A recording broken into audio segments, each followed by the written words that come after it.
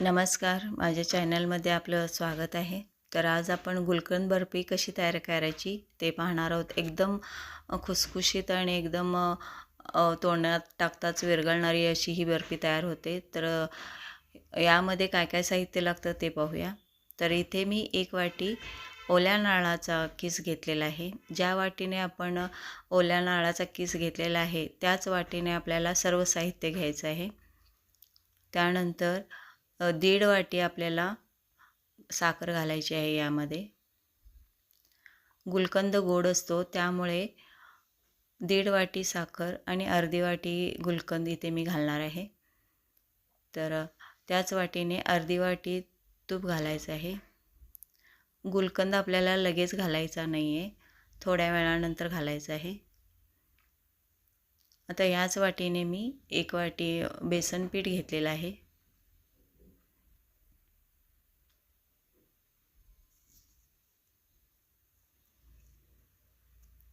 त्यानंतर त्याच वाटीने 1 वाटी दूध घ्यायचं आहे आपल्याला. तुम्ही कच्चं दूध घेतला तरी चालेल किंवा तापलेलं दूध असेल तरीही चालेल. आता हे सर्व मिश्रण व्यवस्थित असं मिक्स करून घ्यायचं आहे. तर इथे मी गॅसचा फ्लेम मिडियम ठेवलेला आहे. गॅसचा फ्लेम हाय किंवा लो ठेवायचा नाही आहे. सर्व पूर्ण बर्फी तयार होईपर्यंत आपल्याला गॅसचा फ्लेम मिडियमच ठेवायचा आहे. यामध्ये डाळीचं पीठ घातलेलं असल्यामुळे ते शिजायला वेळ लागतो. त्यामुळे गॅसचा फ्लेम मिडियमच ठेवायचा आहे.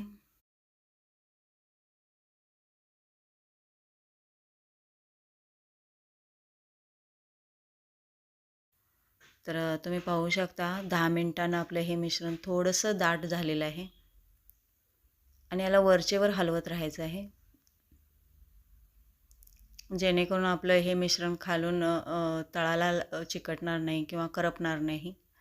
त्यामुळं आपल्याला हे मिश्रण वरचेवर हलवत राहायचं आहे.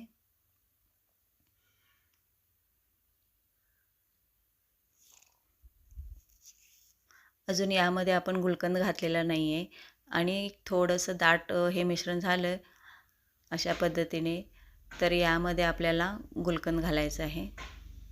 तर तुम्ही पाहू शकता इथे मी अर्धी वाटी गुलकंद घेतलेला आहे. जर तुम्हाला गुलकंद जास्त आवडत असेल तर 1 वाटी साखर आणि 1 वाटी गुलकंद असं तुम्ही मेजरमेंट ठेवला तरी चालेल. पण मी शक्यतो गुलकंद कमीच घालते, त्यामुळं तुमच्या आवडीनुसार तुम्ही ते वापरू शकता.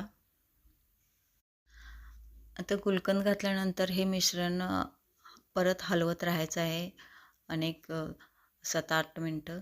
7 ते 8 मिनटं आपण हे हलवून घ्यायचं आहे. तर तुम्ही पाहू शकता 7 ते 8 मिनटानंतर आपलं हे मिश्रण थोडंसं दाट झालेलं आहे. आता यामध्ये आपल्याला अर्धा चमचा बेकिंग सोडा घालायचा आहे. यामुळं काय होईल की आपलं जे मिश्रण आहे ते एकदम फुललं जातं सोड्यामुळं. तर तुम्ही इथे पाहू शकता आपलं हे मिश्रण फुललेलं आहे.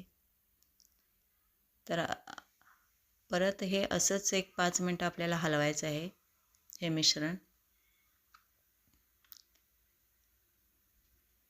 यामुळं आपल्या जे बर्फी आहे सोड्यामुळे खुसखुशीत होते, त्यामुळं आपण यामध्ये सोडा वापरलेला आहे.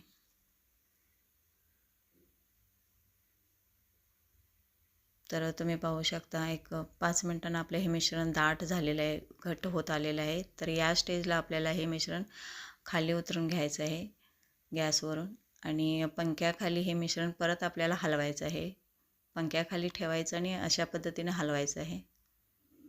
जर तुम्हाला हे मिश्रण थोडंसं पातळ वाटत असेल तर तुम्ही परत गॅसवर ठेवून 1-2 मिनटं गॅसवर ठेवायचं, हलवायचं, परत खाली घ्यायचं आणि पंख्याखाली घेऊन अशा पद्धतीने हलवायचं आहे. पंख्याखाली ठेवून असं हलवल्यानंतर ते मिश्रण आपलं व्यवस्थित असं घट्ट होत येतं. हे पहा आपले हे मिश्रण घट्ट होत येत आहे. आपल्याला जसं बर्फीला लागतं मिश्रण तसं हे मिश्रण आपलं तयार झालेलं आहे. तर इथे मी किचन कट्टा स्वच्छ धुवून घेतलेला आहे आणि त्याला तूप लावलेलं आहे. तुम्ही एखाद्या मोठ्या ताटावरती तूप लावून त्यावरती हे मिश्रण घातलात तरी चालेल. तर आता हे सर्व मिश्रण मी इथे पसरवून घेणार आहे आणि जे आपलं लाटणं असतं त्याला थोडंसं तूप लावायचं आहे, जेणेकरून आपलं हे मिश्रण लाटण्याला चिकटणार नाही. असं करून घ्यायचं आहे आणि अशा पद्धतीने व्यवस्थित पसरवून घ्यायचं आहे. आपल्याला हे मिश्रण जेवढं पातळ बर्फी आपल्याला जेवढी पातळ किंवा जाड हवे असेल त्यानुसार आपल्याला हे मिश्रण पसरवायचं आहे.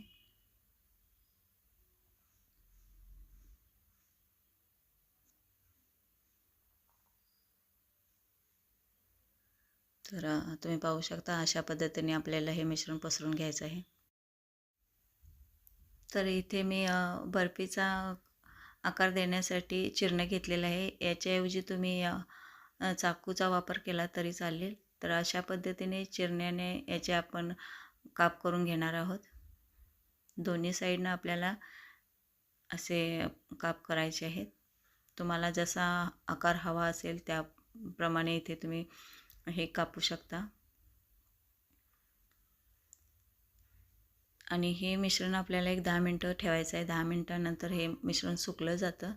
तर तुम्ही पाहू शकता आपल्या ह्या वड्या कशा तयार झालेल्या आहेत. एकदम मस्त आणि व्यवस्थित अशा ह्या वड्या आपल्या तयार झालेल्या आहेत. तर हा व्हिडिओ कसा वाटला कमेंट करा. व्हिडिओ आवडल्यास लाईक करा आणि माझ्या चॅनलला सबस्क्राईब करा. व्हिडिओ पाहिल्याबद्दल थँक्यू.